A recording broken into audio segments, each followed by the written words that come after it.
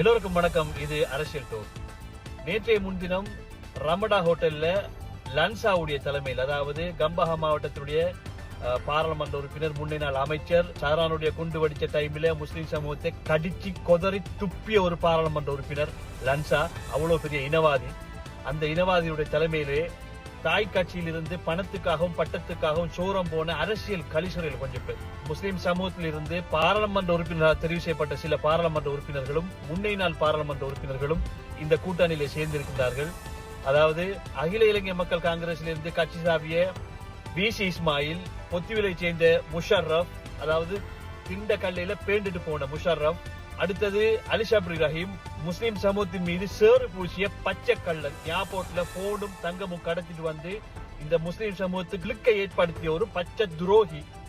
அடுத்தது சஜித் பிரேமதாசவுடைய கட்சியிலே பாராளுமன்ற உறுப்பினராக வந்து பட்டம் பதவிக்காக ராஜபக்ச குடும்பத்திடம் சரணடைந்த இஷாக் ரஹ்மான், ஸ்ரீலங்கா முஸ்லிம் காங்கிரஸ்ல இருந்து ராஜபக்ச குடும்பத்திடம் சோரம் போன ஹாபிஸ் நசீர், தன்னுடைய வாழ்நாள் பூராகவும் ராஜபக்ச குடும்பத்துக்கே செலவழித்து காதர் மஸ்தான், இவ்வாறானவர்கள் ஒன்று சேர்ந்து ஒரு கூட்டணியை உருவாக்கி இருக்கின்றார்கள். எதற்காக என்றால், ரணில் விக்ரமசிங்க அவர்களை வருகின்ற ஜனாதிபதி தேர்தலிலே ஜனாதிபதி ஆக்க வேண்டும் என்பதற்காக ஒரு கள்ளக்கை சாத்திட்டு இருந்தார்கள். அதாவது முஸ்லிம் சமூகத்தினால் ஒதுக்கப்பட்ட முஸ்லிம் பாராளுமன்ற உறுப்பினர்கள் சில பேர் லன்சாவுடைய தலைமையிலே இன்று ஒன்றாக கூட்டணி சேர்ந்திருக்கின்றார்கள்.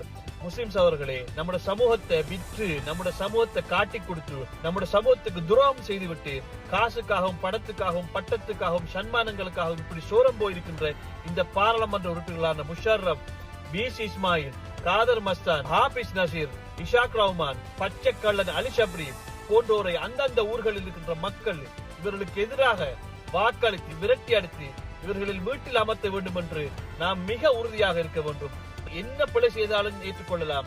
சமூகத்தை காட்டிக் கொடுத்து தன்னுடைய வயிற்றை வளர்க்கின்ற இந்த கலிசரை அரசியல்வாதிகளை முஸ்லிம் சமூகத்திலிருந்து களை பிடுங்குவது எமது சமூகத்துடைய தார்மீக பொறுப்பாக இருந்து கொண்டிருக்கின்றது. எனவே வருகின்ற தேர்தலிலே கள்ள கூட்டணி சேர்ந்து முஸ்லிம் சமூகத்தை அடகு வைத்து தான் சுகபோகமான வாழ்க்கையை வாழ்வதற்கு ஆயத்தமாய் கொண்டிருக்கின்ற இந்த அரசியல்வாதிகள் எல்லோரையும் தோற்கடித்து மொட்டு கட்சியை கூட வைத்துக் கொண்டு ஜனாதிபதியாக வர துடிக்கின்ற ரணில் விக்ரமசிங்க அவர்களை தோற்கடித்து இந்த நாட்டுக்கு ஒரு புதிய ஜனாதிபதியை உருவாக்குவதில் நாம் அனைவரும் ஒன்றாக சேர்ந்து செயற்பட வேண்டும்.